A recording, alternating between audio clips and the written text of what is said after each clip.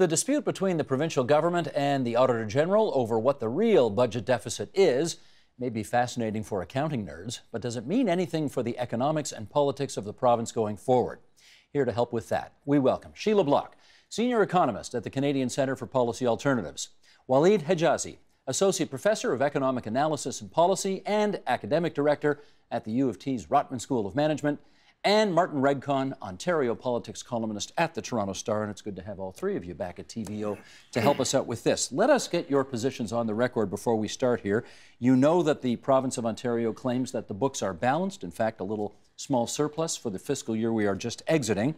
The Auditor General says no. In fact, we have a $20 billion accounting dispute because she thinks the books are in much worse condition and has not, quote unquote, signed off on the Ministry of Finance's math. Let's go through this. Who's right? Well, they both are. Oh, I was afraid you were going to say that.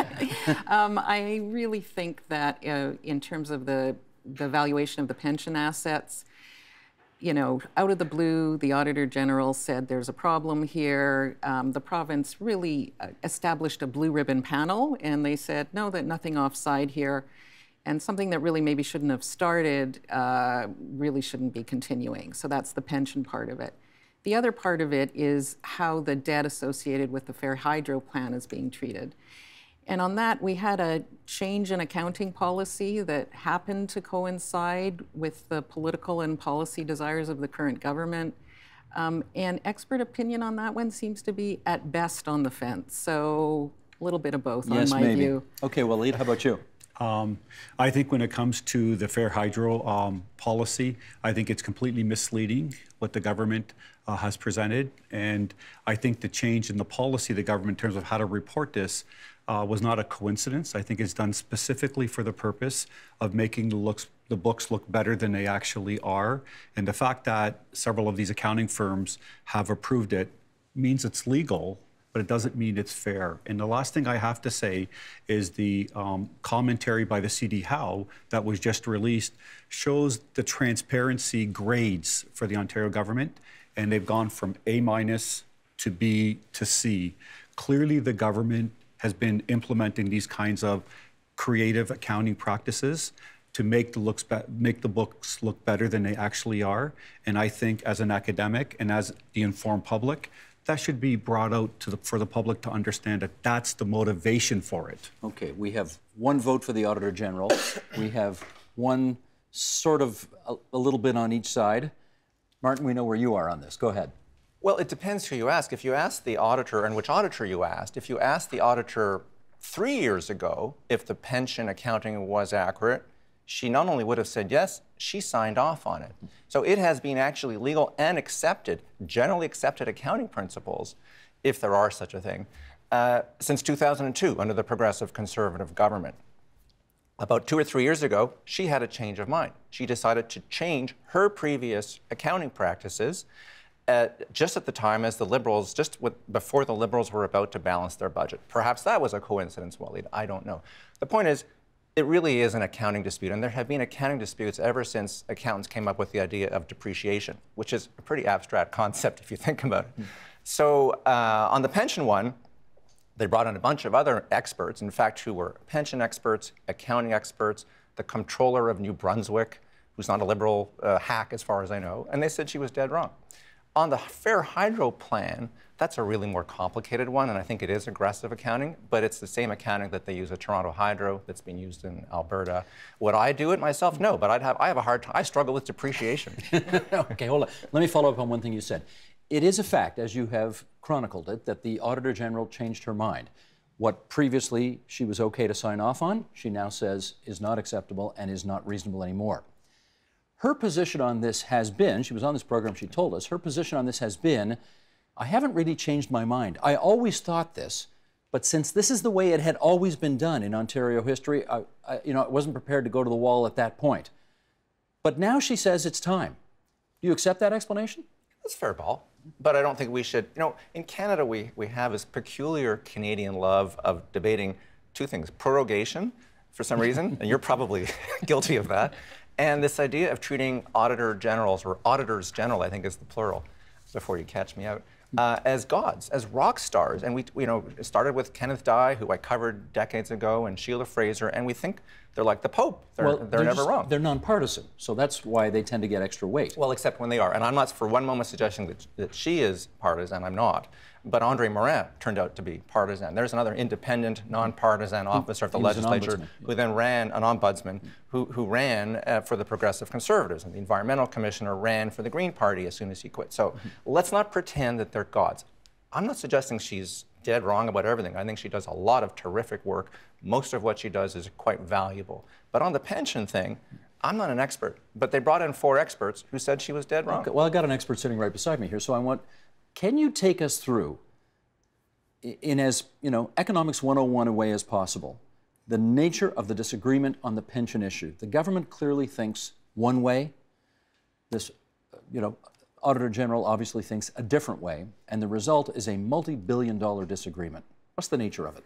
So the nature of it is, how do you treat assets in a pension plan, right? And I think the nature of it is, you have assets and you have liabilities. There is government responsibility in part for those assets and liabilities.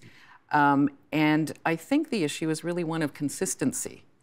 That if she was willing to take on the liabilities with the government, then you also need to, in that kind of balancing, also account for the assets.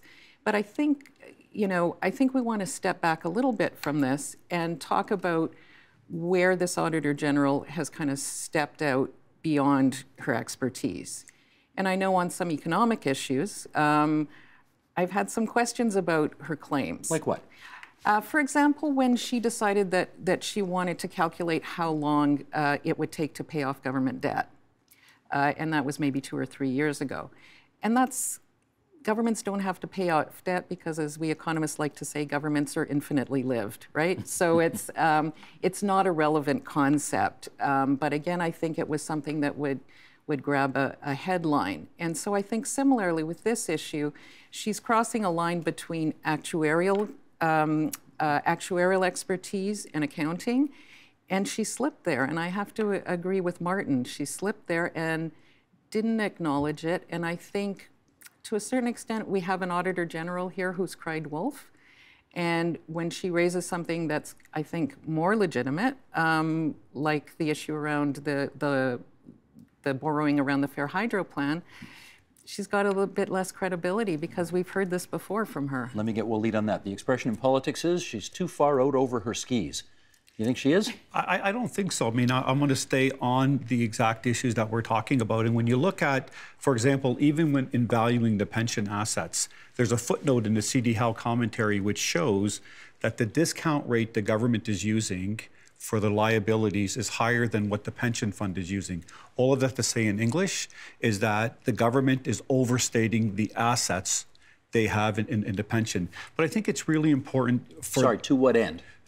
To make it look like they have more assets available to them. And therefore the books look better. Absolutely. For them. Okay. So there's 3 big things going on. All 3 of them work in this government's favor.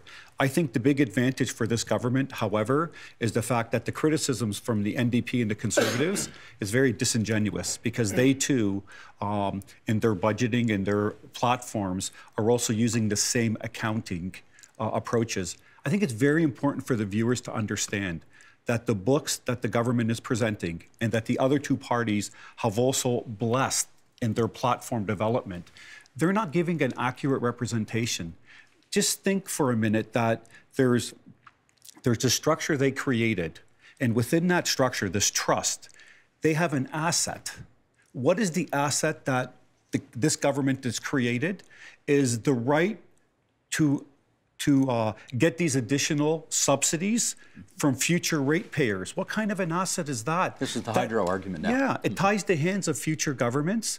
But secondly, and most importantly, and I think most offensive, is the idea that by using this creative approach, the cost to finance this creative approach is $4 billion higher then had the government simply taken those liabilities and put it on their own books. But as a political problem, it's gone away. As a political problem, it's gone away. Well, that was the point, wasn't it? And they're successful at it, and we know the hydro costs have come down. It's no longer one of the top concerns of Ontarians. Let me, with Martin, follow up on one thing you said, which is it is also a fact that the Progressive Conservatives and the New Democrats have put forward, to the extent they have, the NDP a lot, the PCs not very much, spending plans based on the same arithmetic, based on the same accounting principles that the Liberals are now being criticized for.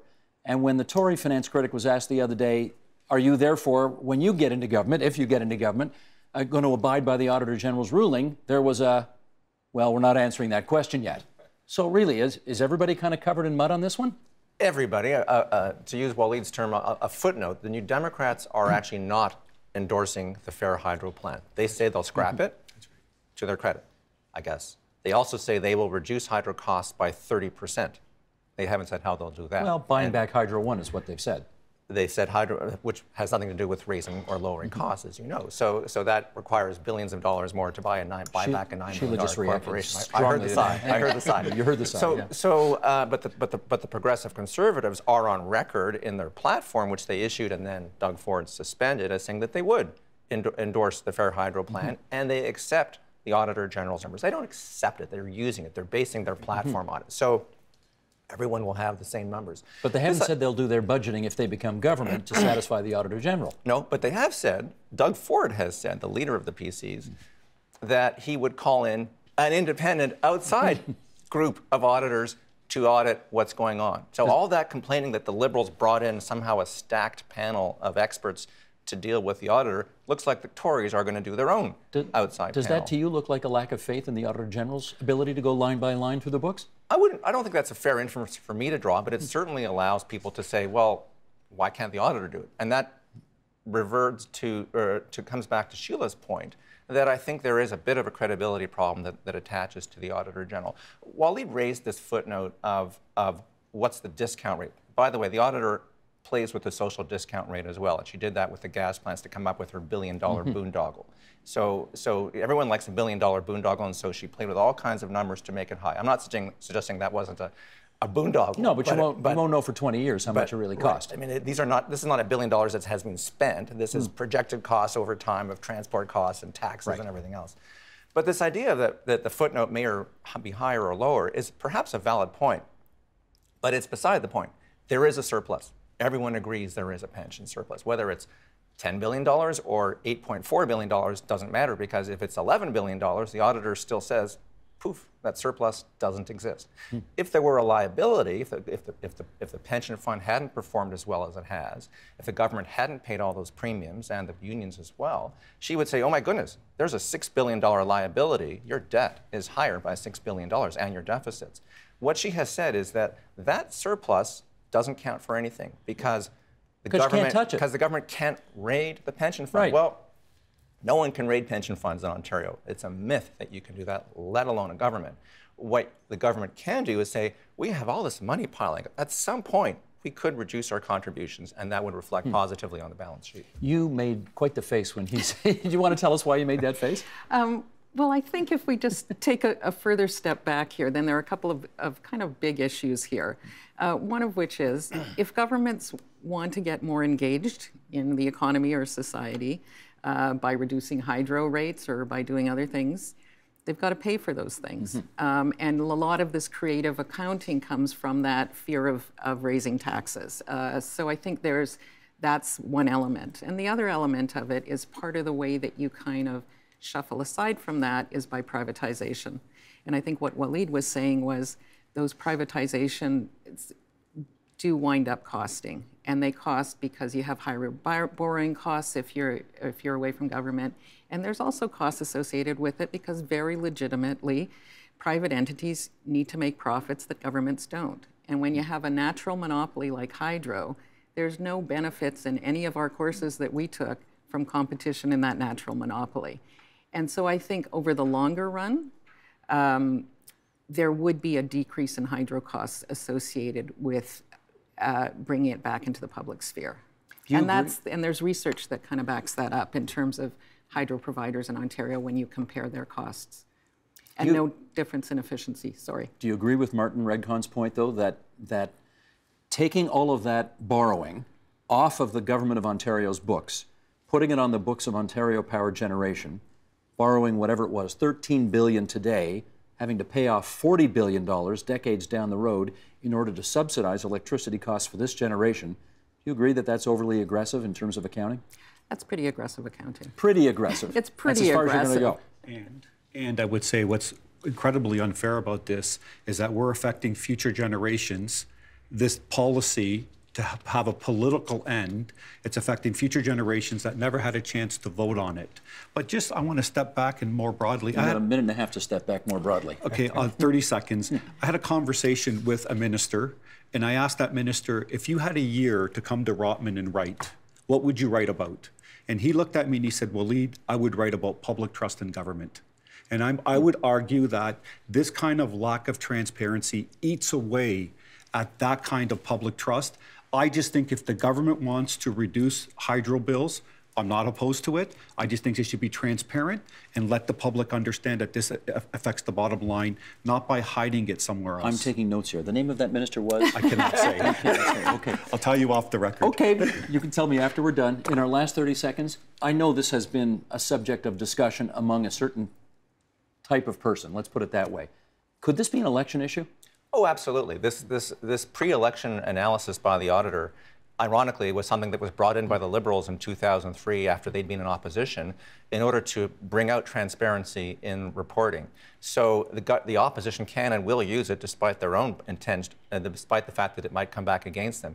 But this idea that somehow this is being hidden, all of these numbers are completely transparent. That's the point. I think, with respect, Waleed, the Liberals set it up years ago so that they would have to report it before an election. So this is all out there, all these numbers. That's why we're having this conversation. There is no hidden numbers here. And that's why Bay Street has looked at it and seen the credit rating agencies haven't disagreed with the actual numbers. And the member for number 1 Yonge Street gets the last word today on this program. Waleed Hejazi from the Rotman School, Sheila Block from the Canadian Centre for Policy Alternatives, Martin Redcon from the Toronto Star. Great to have all of you on TVO tonight.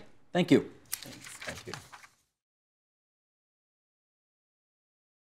The Agenda with Steve Paikin is brought to you by the Chartered Professional Accountants of Ontario, helping businesses stay on the right side of change with strategic thinking, insightful decisions, and business leadership. Are you on the right side of change? Ask an Ontario CPA.